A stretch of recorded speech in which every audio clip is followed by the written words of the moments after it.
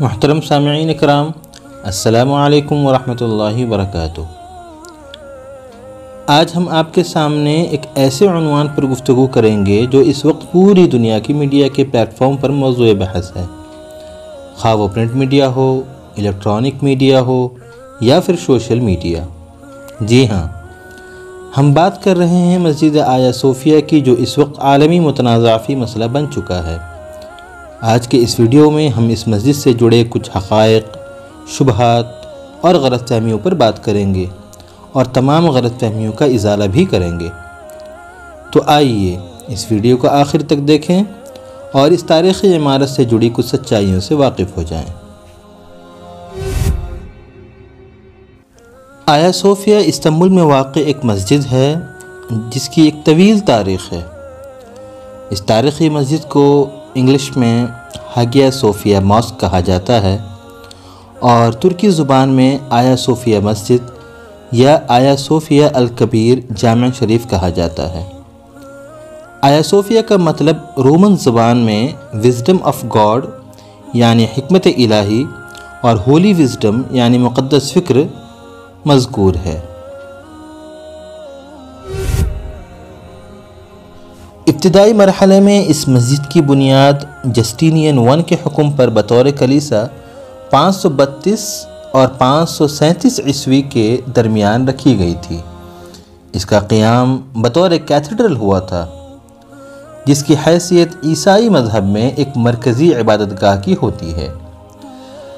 تقریباً 1000 سال تک یہ عبادت گاہ دنیا کی سب سے بڑی کیتھیڈرل بنی رہی اور اس کی مرکزیت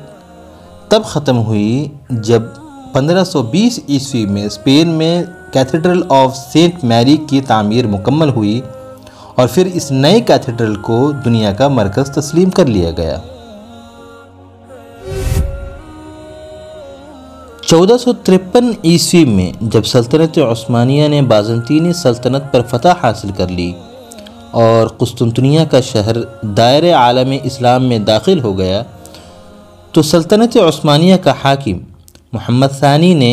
اس عمارت کو عیسائیوں سے مکمل طور پر خرید لیا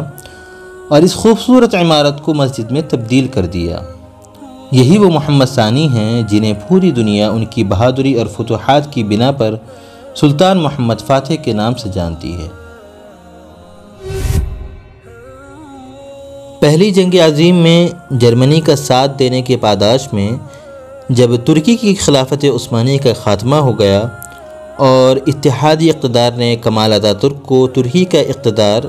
اس وعدے پر عطا کیا کہ وہ ترکی میں موجود تمام اسلامی آثار کو مٹا کر ہی دم لے گا، تو اس موقع پر کمال اتاترک نے اس وسیع و عریض مسجد کو سن 1934 عیسوی میں میوزیم میں تبدیل کر دیا۔ اس مغربی ایجنٹ نے صرف یہیں پر اکتفا نہیں کیا بلکہ سیکولرزم کے نام پر ترکی زبان کا رسم الخط بدلا، عربی زبان پر پابندی لگائی، مذہب پر عمل پیرا لوگوں کو اذیتوں میں مبتلا کیا اور دیگر تمام مساجد میں عبادت کرنے پر پابندی لگا کر اپنے آقاؤں کی خوشنودی حاصل کر لی۔ 15 جولائی 2020 کو ترکی کے صدر رجب طیب اردوغان نے ترکی کے سپریم کورٹ کا فیصلہ امت مسلمہ کو سنایا،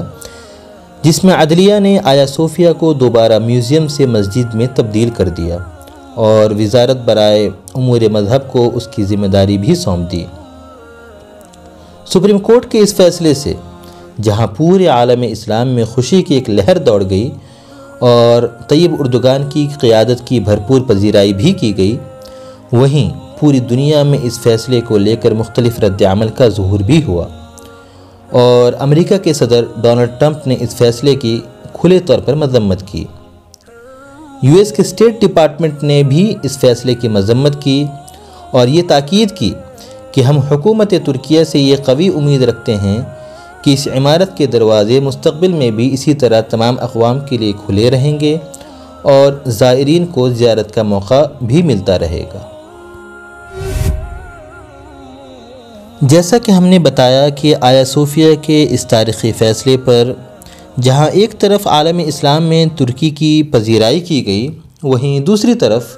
عالم عیسائیت اور کچھ مسلم لبرلز نے اس فیصلے کی بھرپور مخالفت بھی کی۔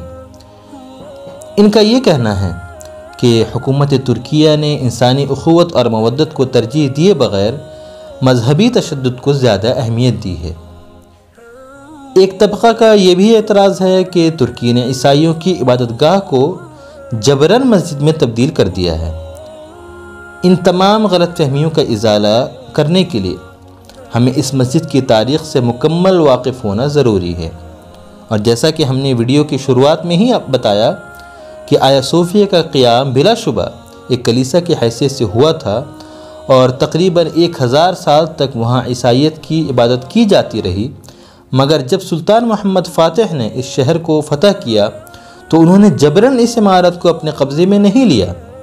بلکہ پوری مشاورت اور باہمی رضامندی کے ساتھ اسے عیسائیوں سے خریدا، جس کی دستاویزات آج بھی حکومت ترکیہ کے پاس موجود ہیں۔ اور رہی بات اس کا میوزیم میں تبدیل ہونا، تو یہ محض کمال اتاترک کا اسلام دشمنی فیصلہ تھا جو اس نے پوری ترکی میں نافذ کیا تھا، اور مسلمانوں کو اسلام سے دور کرنے کے لیے یہ حرکتیں کی تھی۔ ترکی کے سپریم کورٹ نے تمام دستاویزات کی موجودگی اور ثبوت کی فراہمی کے بعد ہی اس عمارت کو اس کے ارلی سٹیٹس کی طرف واپسی کا فیصلہ سنایا، نہ کہ اسے عیسائیوں سے جبراً حاصل کیا۔ اس فیصلے کے بعد طیب اردگان نے میڈیا کے سامنے یہ وضاحت بھی دی کہ آیا صوفیہ کے دروازے ہر اس شخص کے لیے ہمیشہ کھلے ہوئے ہوں گے جو عقیدت کے ساتھ اس عمارت کی زیارت کرنا چاہتا ہے، خواہ وہ کسی بھی مذہب سے تعلق رکھتا ہو۔ دینی عبادت گاہوں کی حفاظت اور بقا کے لیے کوشاں رہنا ہر مسلمان کا دینی فریضہ ہے، اور مسجد آیا صوفیہ کی واپسی بھی اس کا ایک اہم حصہ ہے۔ اس فیصلے سے نہ کسی مذہب کی بے احترامی مقصود ہے اور نہ عالمی اخوت و محبت کو منتشر کرنے کا کوئی ارادہ ہے۔ امید ہے کہ آپ حضرات کی تمام تر غلط فہمیوں کا ازالہ اب تک ہو چکا ہوگا۔ مزید کوئی سوال کے لیے آپ کمنٹ باکس میں اپنے اوپینینز کا اظہار ضرور فرمائیں۔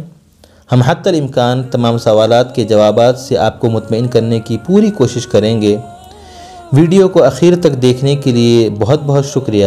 اگر ویڈیو پسند آئی ہو تو چینل صدائے امن کو لائک اور سبسکرائب ضرور کریں، اور نوٹیفیکیشن کا بیل بھی دبا دیں تاکہ آپ کو اس طرح کے تمام ویڈیوز ملتے رہیں۔